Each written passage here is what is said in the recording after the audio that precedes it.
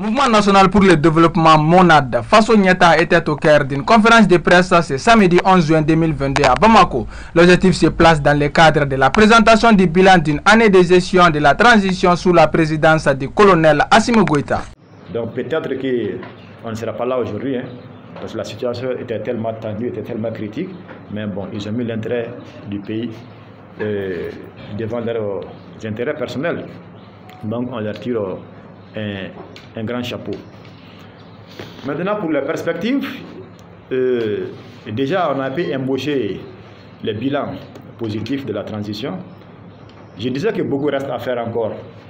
Beaucoup reste à faire en termes de sécurité, parce que des localités ont été libérées, mais il faut conserver ces acquis militaires-là pour que ces forces du mal ne reviennent pas encore s'installer et terroriser donc, ces zones libérées. Donc on va demander aux autorités de la transition de continuer dans leur dynamique d'offensive, dans leur dynamique de sécurisation des populations dans toutes les localités du Mali, y compris les zones qui sont encore sous emprise des terroristes. Comme le cas récemment de l'ancien Premier ministre du Sénégal, dont les vocaux circulaient tout récemment Cheikh Tidiane Gadio, et qui a réellement défendu le Mali, et qui dit que franchement, ce que font la transition aujourd'hui est à saluer.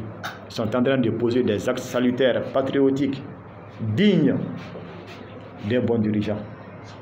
Donc voilà, ça c'est des témoignages. Et des Sénégalais ont marché à pied combien mille kilomètres pour quitter le Sénégal et venir soutenir la transition.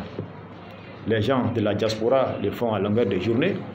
Mais si pendant ce temps, on voit qu'il y a des Maliens qui n'arrivent pas à comprendre cela et qui sont là à vouloir saboter le travail de la transition, à vouloir déstabiliser, vraiment ça laisse à réfléchir, quoi. Donc on ne les accuse pas. On explique tout simplement. On n'accuse personne, juste on explique. Donc ça ne se comprend pas, quoi. Donc on les invite toujours à revenir à la raison, à mettre l'intérêt supérieur devant tout et soutenir, et qu'ensemble qu'on puisse soutenir la transition. Donc, bref, en termes de perspective encore, je continue. Le prochain grand projet concerne l'organisation d'élections libres et transparentes et qui mettra fin à la transition. C'est le chantier, il est vraiment titanique parce qu'il faut d'abord procéder à la rédaction d'une nouvelle constitution, donc qui va nous diriger pour ne pas être dans une nouvelle république. Maintenant, pour revenir à votre question, le MONAD va continuer toujours à appuyer la transition. Et ce qu'on fait déjà, c'est de soutenir son bilan, le défendre, sensibiliser la population à venir à son soutien. Là, c'est quelque chose d'abord de grand. Et ce que je voulais dire, que je n'ai pas voulu dire encore, c'est pour dire que le MONAD évolue sur ses propres moyens. La conférence de ce matin, personne n'a un franc là-dedans. Aucun parti politique, qu'il soit de l'opposition, de la majorité, même si on n'est pas dans cette logique, aucun membre du gouvernement, je le dis haut et fort, aucun membre, aucun militaire n'a un franc dans notre conférence. Toutes les activités qu'on a eu à faire depuis le 11, c'est sur fonds propres. Par la voix de son président, le Mouvement national pour le développement félicite, encourage et réaffirme son soutien sans faille aux autorités de la transition. La majorité des Maliens, je dirais même les 98% des Maliens soutiennent aujourd'hui la transition. Même si même les 2%, je dirais comme ça, qu'ils ne soutiennent pas, c'est pas parce qu'ils n'aiment pas, le Mali, parce que peut-être ils ont d'autres considérations aussi. Donc il faut comprendre cela. Donc tout le monde ne peut pas apprécier, voilà, on ne peut pas tout apprécier à la fois, quoi. Voilà. Donc aujourd'hui, pour dire que le Mali est vu à travers les actions de la transition comme une référence à travers l'Afrique, dans le monde. Les témoignages pleuvent tous les jours.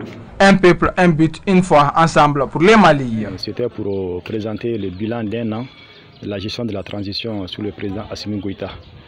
Tout simplement parce que le MONAD s'est projeté en soutien de la transition depuis les premières heures. Donc il était quand même opportun de faire un bilan rétrospectif après un an d'exercice. De ce bilan, d'abord, on va commencer par le volet militaire. Et quand on sait que l'insécurité était la plus grande préoccupation quand même des Maliens, tous les Maliens quand même étaient préoccupés par l'insécurité.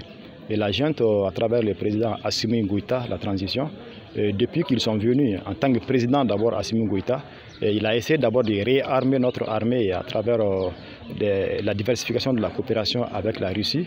Il y a le volet social aussi. Le volet social, on va parler surtout des programmes, les œuvres sociales du président de la République, Assimi, qui a décidé volontairement d'allouer les 2/3 de son budget, de son fonds autonome aux œuvres sociales, et qui lui a permis de réaliser à ce jour 200 forages destinés aux populations les plus démunies, et aussi d'attribuer des milliers de kits alimentaires, à des populations qui se croyaient abandonnées par la République. La transition au Mali a donné de l'espoir. Elle a rétabli la fierté, la dignité des Maliens à travers des actes concrets. Mais seule, elle ne peut pas le faire sans le soutien des Maliens à travers leur sortie historique après les sanctions. Donc la transition seule ne peut rien faire. Seul le soutien populaire peut leur permettre de s'assumer plus et d'aller de l'avant. Bon, à la transition elle-même, on leur demande de garder le cap, de continuer sur cette dynamique-là et de ne pas décevoir le peuple malien. Ils sont aujourd'hui l'espoir d'un peuple, l'espoir d'une sous-région, l'espoir d'un continent. Tous les jours, les déclarations viennent que le Mali, la libération de l'Afrique a commencé par le Mali, à travers le colonel Assimi Goïta. Donc on leur demande de rester dans leur dynamique, dans cette logique. Créé en 2014, le Mouvement national pour le développement Faso Nyata continue à faire des investigations pour le développement du Mali.